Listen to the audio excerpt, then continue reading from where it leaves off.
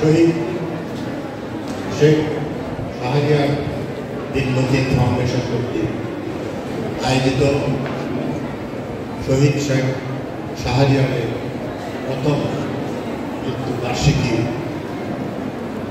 শাহাদাত বার্ষিকী উপলক্ষে আয়োজিত আলোচনা দোয়া মাহফিলের ফাউন্ডেশনের সম্মানিত চেয়ারম্যান উপস্থিত আছেন ঈশ্বরগঞ্জ উপজেলা ময়মনসিংহ জেলা সহ বিভিন্ন পর্যায়ে সম্মানিত নেতৃবৃন্দ, উপস্থিত আছেন বিভিন্ন শিক্ষা প্রতিষ্ঠানের সম্মানিত প্রধানবৃন্দ, সাংবাদিক ভাইরা, উপস্থিত আমার বিভিন্ন শিক্ষা প্রতিষ্ঠানের ছোট ছোট ভাই ও বোনেরা, আসসালামু আলাইকুম। আমরা যে শহীদ শেখ শাহরিয়ারকে নিয়ে আজকে আলোচনা করতেছি, সে আমার সম্পর্কের নাতি, তার বাবা আমার ভাই। সে মারা গেছে আন্দোলন সংগ্রামে। যে আন্দোলনের মাধ্যমে আমরা নতুন করে আবার বাংলাদেশ গড়ার স্বপ্ন দেখছি। নতুন করে আমরা বাংলাদেশ কীভাবে আমরা করতে পারি সেই চিন্তা ভাবনা নিয়ে আমরা কাজ করে যাচ্ছি। এই শেখ শাহরিয়ার সহ আমাদের সারা বাংলাদেশে এই পর্যন্ত গ্যাজেটভুক্ত প্রায় 860 জনের মতো শহীদের নাম তালিকাবদ্ধ হয়েছে। পাশাপাশি হাজার হাজার 20-25 হাজারের মতো অসুস্থ আহত আমার ভাই ও বোনেরা আছে। এই ফ্যাসিস্ট হাসিনা সরকার আমাদের এই আন্দোলনের 3 বছরের শিশু থেকে শুরু করে আপনার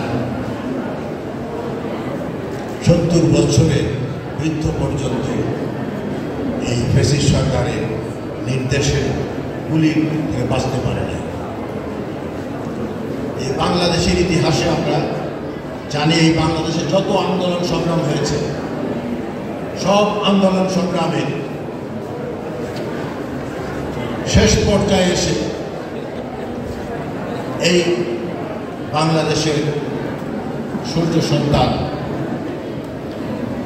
এই শহীদ শাহরিয়ারের মতো হাজার ছাত্র জনতার আন্দোলনের মাধ্যমে সেই আন্দোলনের সমাপ্তি হয়েছে।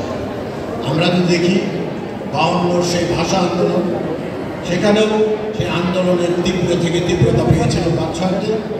সেই শহীদ আসাদ বরকত এরকম অনেকের ছাত্র যারা ছিলেন, তাদের আত্মাহুতির মাধ্যমে আমরা 52 ভাষা আন্দোলনের বাংলা ভাষা ফিরে পেয়েছি।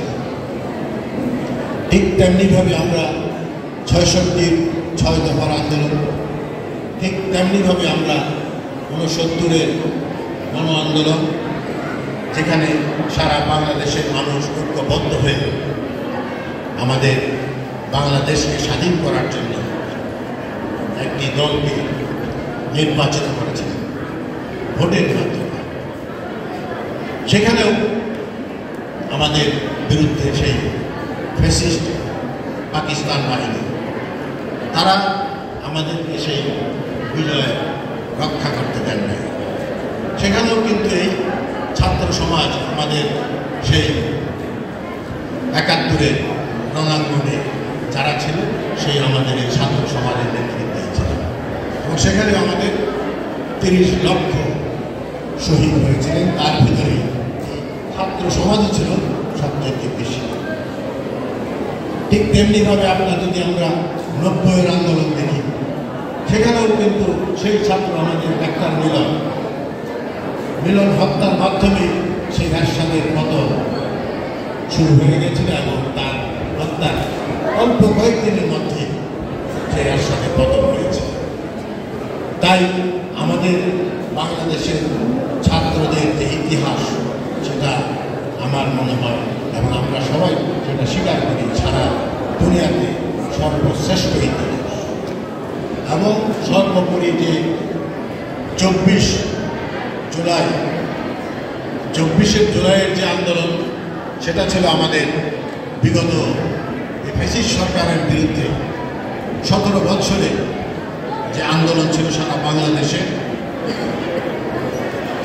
আওয়ামী লীগ ব্যতীত এবং তার কিছু লেনদেন ভিত্তিকারী দল ছাড়া সকলেই ঐক্যবদ্ধ হয়ে এই ফ্যাসিস্টের বিরুদ্ধে আন্দোলন সংগ্রাম চালিয়ে গিয়েছিলেন। আমাদের বাংলাদেশের জাতীয়তাবাদী দল সহ অন্য অনেক দলে অনেক নেতাকর্মী গুম হয়েছেন, খুন হয়েছেন, হত্যা হয়েছেন, বিভিন্ন নির্যাতনের শিকার হয়েছেন। তার উদাহরণস্বরূপ হচ্ছে, সবচেয়ে বড় উদাহরণ হচ্ছে সেই 17 বছরের সবচাইতে নির্যাতিত ব্যক্তি ছিলেন আমাদের বাংলাদেশের আপসীর নেত্রী, তিনবারের প্রধানমন্ত্রী, দেশনেত্রী খালেদা জিয়া। উনি বিনা কারণে, বিনা অপরাধে উনি 6.5 বছর ফরমাসি রায়ের মাধ্যমে উনি জেল খেটেছিলেন। ওনার মতো ত্যাগ এই বাংলাদেশের ইতিহাসে এ পর্যন্ত কেউ একজন 80 বছরের বৃদ্ধা হিসেবে যেভাবে উনি ত্যাগ স্বীকার করেছেন, বাংলাদেশে দ্বিতীয় কোনো ব্যক্তি এই পর্যন্ত হয়নি এবং ভবিষ্যতে হবে কিনা সেটা